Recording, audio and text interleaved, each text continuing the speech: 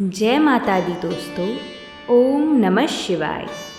जैसा कि आज शीतला सप्तमी है, आज के दिन बासोड़ा पूजा जाता है और शीतला माता की व्रत कथा सुनी जाती है।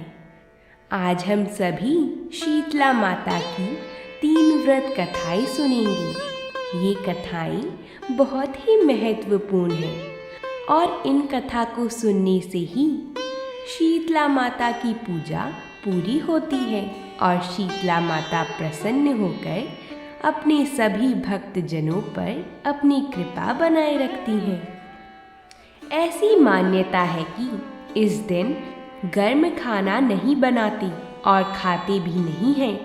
एक दिन पूर्व खाना बनाते हैं और शीतला माता का पूजन कर घर के सभी सदस्य ठंडा बासी खाना खाते हैं।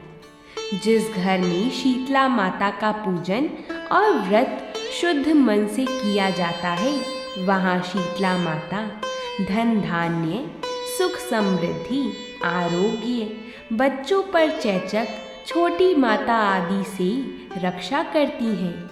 शीतला माता के पूजन के पश्चात पथवारी माता की पूजा भी करनी चाहिए। पूजा के बाद बाजरे के दाने हाथ में लेकर कहानी सुनते हैं। ऐसी मान्यता है कि गणगौर पूजन करने वाली महिलाएं इसी दिन ज्वारे बोती हैं। तो आइए माता की कृपा से कथा को प्रारंभ करते हैं। आप सभी कथा शुरू होने से पहले कमेंट बॉक्स में जय शीतला माता ज़रूर लिखिएगा, ताकि माता की कृपा से हमारी कथाएं पूरी हों। तो बोलिए शीतला माता की जय हो।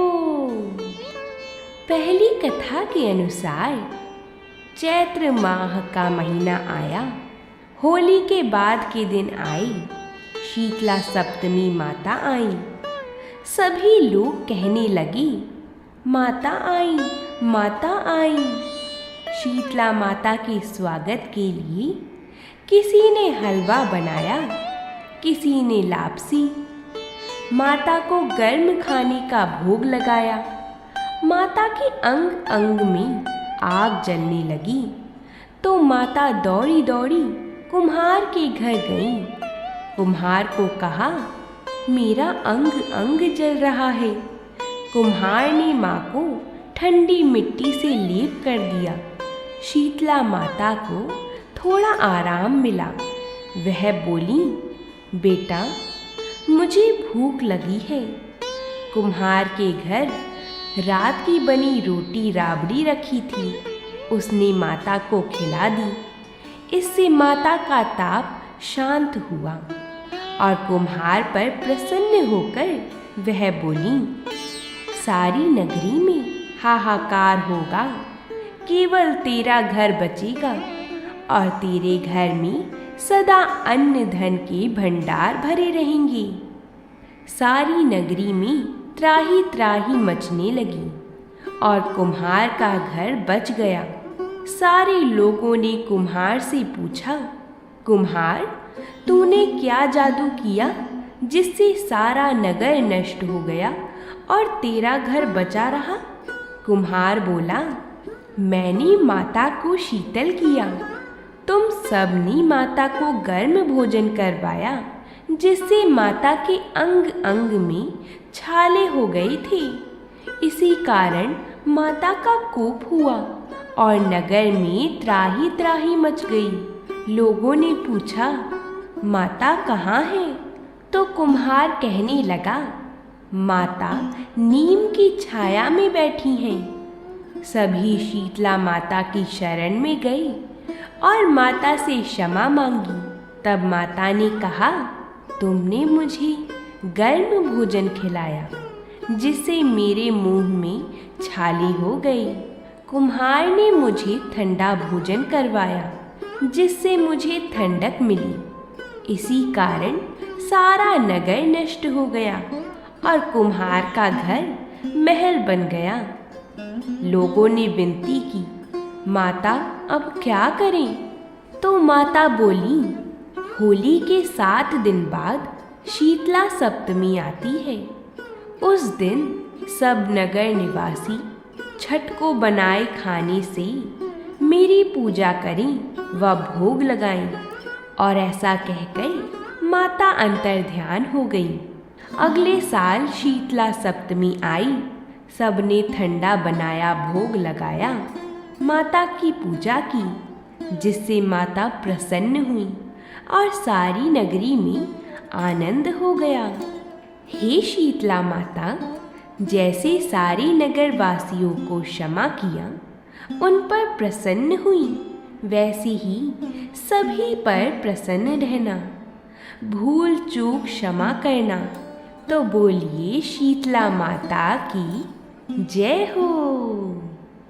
आइए अब शीतला माता की दूसरी कथा को सुनते हैं। प्राचीन समय की बात है। एक बार शीतला माता ने सोचा कि चलो आज देखूं कि धरती पर मेरी पूजा कौन करता है, कौन मुझे मानता है। यही सोचकर शीतला माता धरती पर राजस्थान की डोंगरी गांव में आई और देखा कि इस गांव में मेरा मंदिर भी नहीं है, ना मेरी पूजा होती है। माता शीतला गांव की गलियों में घूम रही थीं। तभी एक मकान के ऊपर से किसी ने चावल का उबला पानी यानी माड़ नीचे फेंका। वह उबलता पानी शीतला माता के ऊपर गिरा, जिससे शीतला माता के शरीर में छाले पड़ गई। शीतला माता के पूरे शरीर में जलन होने लगी। शीतला माता गांव में इधर उधर भाग भाग के चिल्लाने लगी, अरे मैं जल गई, मेरा शरीर तप रहा है, जल रहा है, कोई मेरी मदद करो। लेकिन उस गांव में किसी ने शीतला माता की मदद नहीं करी। वहीं अपने घर के बाहर एक कुम्हारन महिला बैठी हुई थी। उस कुम्हारन ने देखा कि अरे यह बूढ़ी माई तो बहुत जल गई हैं। इनके पूरे शरीर में छाले यानी फफोड़े पड़ गए हैं। यह तपन सहन नहीं कर पा रही हैं। तब उस कुम्हारन ने कहा, हे माँ, तू यहाँ आकर बैठ जा, मैं तेरे शरीर के ऊपर ठंडा पानी डालती हूँ।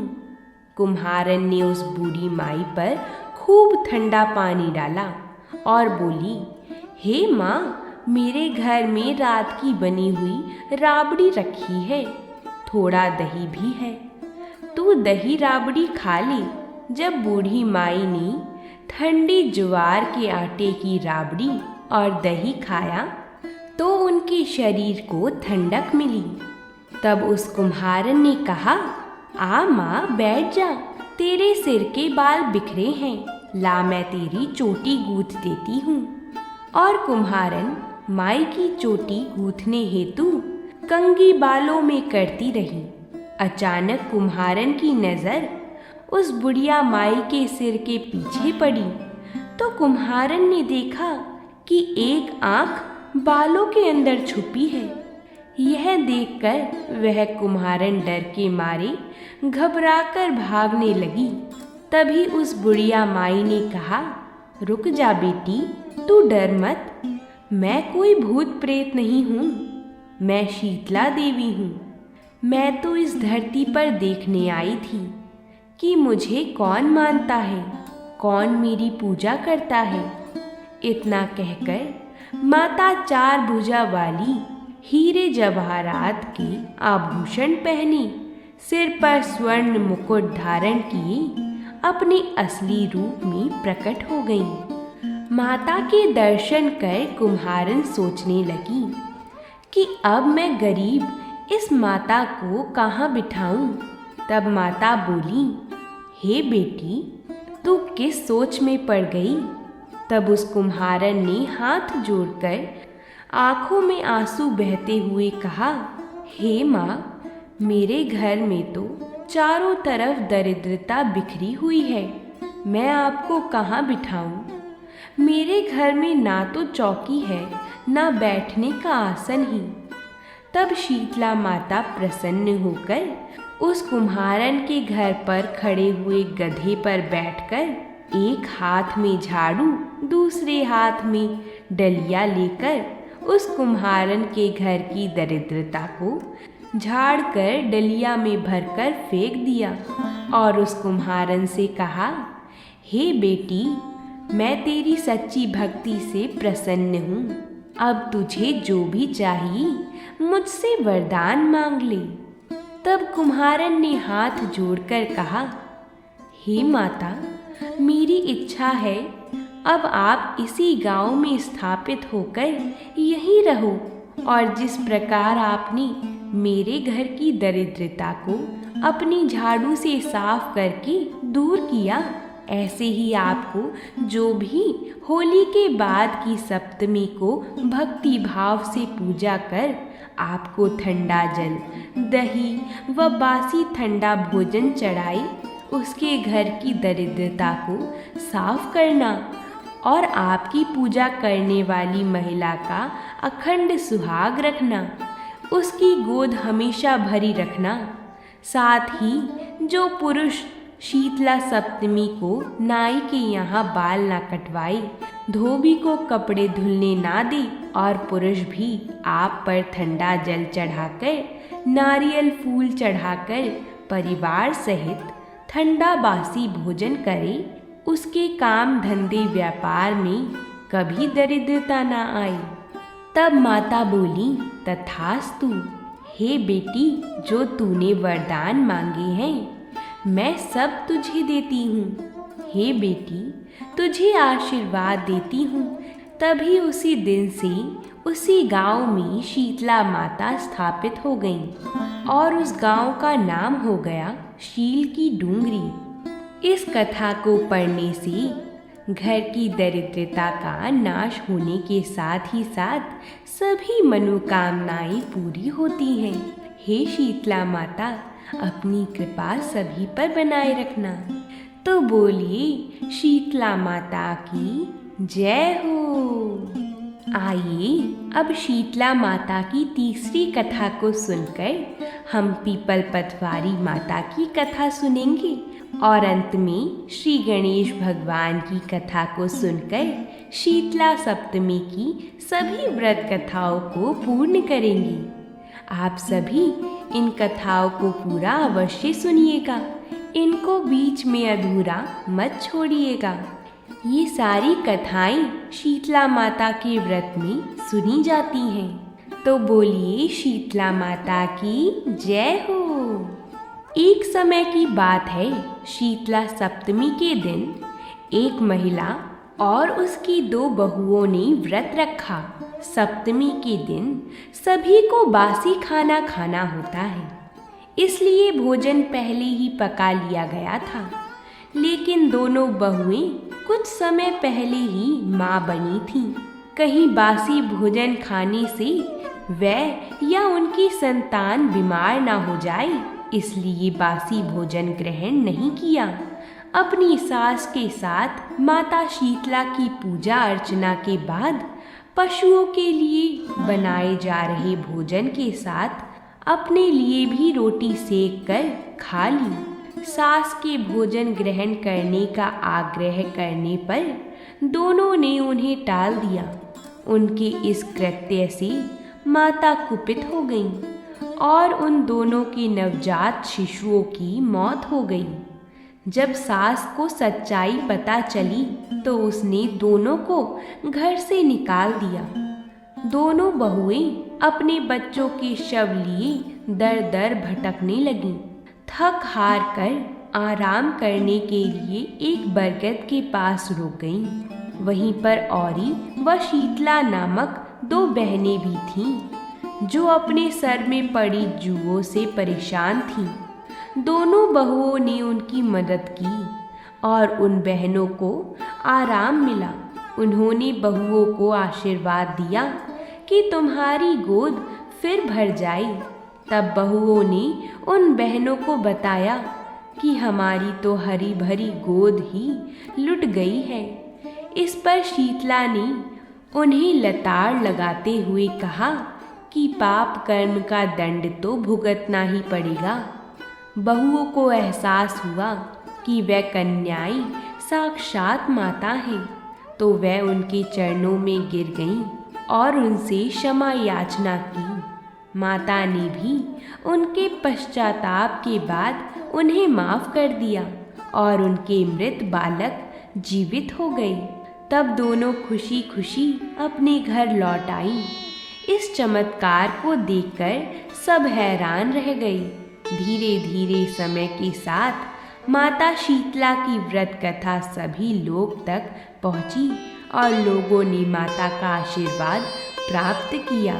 तो बोलिए शीतला माता की जय हो।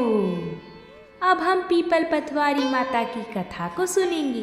प्राचीन काल में एक गुजरी थी। उसने अपनी बहू से कहा कि तू दूध दही बेचा। तो वह दूध दही बेचने गई। कार्तिक का महीना था। वहाँ पर सब औरतें पीपल सींचने आती थी। तो वह भी बैठ गई और बाकी औरतों से पूछने लगी कि तुम यह क्या कर रही हो। तो औरतें बोली कि हम तो पीपल की पथवारी सींच रही हैं। तो उसने पूछा इससे क्या होता है। औरतों ने जवाब दिया कि इसके करने से अन्य धन मिलता है, वर्षों का बिछड़ा हुआ पति मिलता है। उस गुजरी ने कहा कि तुम तो पानी सींच रही हो, मैं तो दूध दही से सींचूंगी। उसकी सास रोज कहती कि तू दूध दही बेचकर पैसे लाकर दे। तो उसने कहा जब कार्तिक का महीना पूरा हो जाएगा तब मैं लाकर दूंगी। और कार्तिक का महीना पूरा हो गया। पूनम के दिन गुजरी ने पीपल पथवारी माता के पास धरना लेकर बैठ गई। पीपल ने पूछा कि तू यहाँ क्यों बैठी है। उसने कहा मेरी सास दूध दही के पैसे मांगेगी। तो पीपल ने कहा मेरे पास पैसे नहीं हैं, यह पत्थर डंडे पान पत्ते पड़े हैं, वह ले जा और गुल्लक में रख देना। जब सास ने पूछा पैसे लाई है। तो गुजरी ने कहा मैंने पैसे गुल्लक में रखे हैं। तब सास ने गुल्लक खोलकर देखी तो सास देखती रह गई कि उसमें हीरे मोती जगमगा रहे हैं। पत्थर डंडे और पत्तों का धन हो गया था। सास बोली कि बहू इतना पैसा कहाँ से लाई। तो बहू ने आकर देखा तो बहुत धन पड़ा था। तब गुजरी ने कहा सासू जी मैंने तो 1 महीने दूध दही से पीपल पथवारी को सींचा था और मैंने उससे धन मांगा था। तो उन्होंने मुझे पत्थर डंडी और पत्ते दिए थे जो मैंने गुल्लक में रख दिए थे और वह हीरे मोती हो गए हैं। तब सासू जी ने कहा कि अब की बार मैं भी पथवारी माता को सींचूंगी। सास दूध दही तो बेच आती थी और हांडी धोकर पीपल पथवारी में रखाती थी और बहू से कहती थी कि तू मेरे से पैसे मांग। तो बहू ने कहा कि कभी बहू भी सास से पैसे मांगती है। तो सास बोली कि तू मेरे से पैसे मांग। तो बहू ने सास से दूध दही के पैसे मांगे। तो सासू जी भी पीपल पथवारी माता के पास जाकर धरना लेकर बैठ गईं। तो डंडे पत्ते पान भाटे उसे भी दिए और कहा गुल्लक में जाकर रख देना। फिर घर आकर सास ने गुल्लक में वह सब कुछ रख दिया। बहू ने जब पैसे मांगी तो सास बोली कि गुल्लक में रखे हैं। फिर बहू ने गुल्लक खोलकर देखी तो उसमें कीड़े मकोड़े चल रहे थे। गुजरी ने सास से कहा यह क्या है। तो सास देखकर बोली कि पीपल पथवारी माता ने तेरे को तो अन्न धन दिया और मुझे कीड़े मकोड़े दिए। तब सब बोले कि बहू तो सच से सींचती थी और सासू जी तुम तो धन की भूख से सींचती थी।